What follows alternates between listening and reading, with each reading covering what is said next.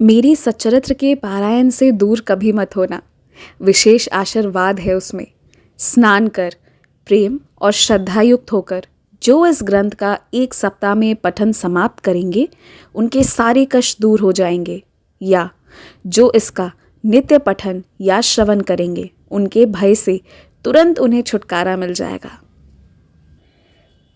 इसके अध्ययन से हर एक को अपनी श्रद्धा और भक्ति के अनुसार फल मिलेगा। इसलिए डरे बिना, घबराए बिना और भविष्य की चिंता किए बिना गुरुवार से साप्ताहिक पारायण शुरू करो।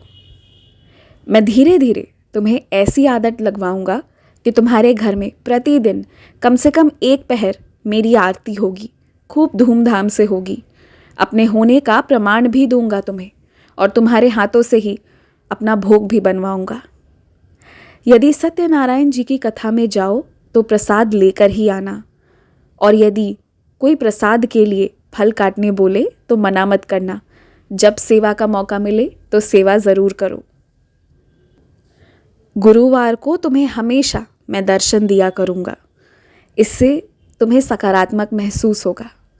तुम मेरे चरण पादुका स्थापित करना और बाहर जाने से पूर्व मत्था टेकना।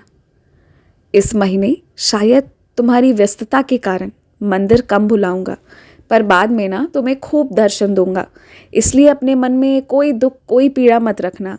अगर अभी कम दर्शन दे रहा हूँ तो बाद में खूब सारे दर्शन तुम्हें मिलेंगे। तुम्हारे मन को मैं संतोष पहुँचाऊँगा। आखिर तुम मांगते भी हो तो क्या, मुझसे मुझे ही तो मांगते हो। तुम्हारी मेरे प्रति ये जो भक्ति है ना, इसे देखते हुए ऐसा कुछ इंतज़ाम कर रहा हूँ कि घर से बाहर निकलते ही बस समझ लो कि 10 कदम आगे बढ़ोगे और तुम्हें मेरी मंदिर मिलेगी। शायद वो बहुत विशाल ना हो, पर मैं वहाँ रहूँगा। तुम काकड़ आरती भी कर पाओगे और सारी भक्ति का तुम्हें बहुत मीठा फल भी मिलेगा। मैं ऊदी और मेरा एक चित्र आशीर्वाद स्वरूप भेज रहा हूँ। मैं जानता हूँ तुम्हारे पास है, लेकिन हर बार जब भी मैं तुम्हें कोई तोहफा देता हूँ तो उसमें कुछ नया आशीर्वाद होता है। उसे संभाल कर रखना। मेरी पूजा कर रहे हो ना, किसी चीज़ की कमी नहीं रहेगी। लक्ष्मी की भी प्राप्ति होगी। चिंता मत करो। खुश रहो, मुस्कुराते रहो और आगे बढ़ते रहो।